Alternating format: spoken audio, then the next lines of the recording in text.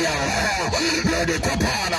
Hata kama wanakwambia ya kwamba ukiokoka tutakutenga, wewe waambie Yesu atajua namna ya kunitunza, anajua namna ya kunitunza.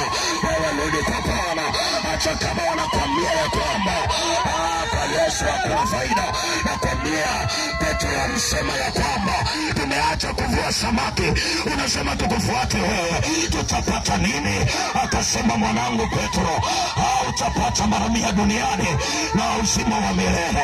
Yani yote mababa, unapata duniani na unapata na uzima wa milele. Ndio maana nakwambia ya kwamba mwamini leo, nakwambia mwamini leo. Kama utaki kumwamini leo, nakwambia mwanangu, utakuwa umekosa kitu cha maana sana. Pata Yesu leo. Umekuja hadi na Yesu, lakini ondoka naye. Nenda naye nyumbani kwenu, nenda naye kwenye biashara yako, nenda naye kwenye ndoa yako. Pata Yesu leo.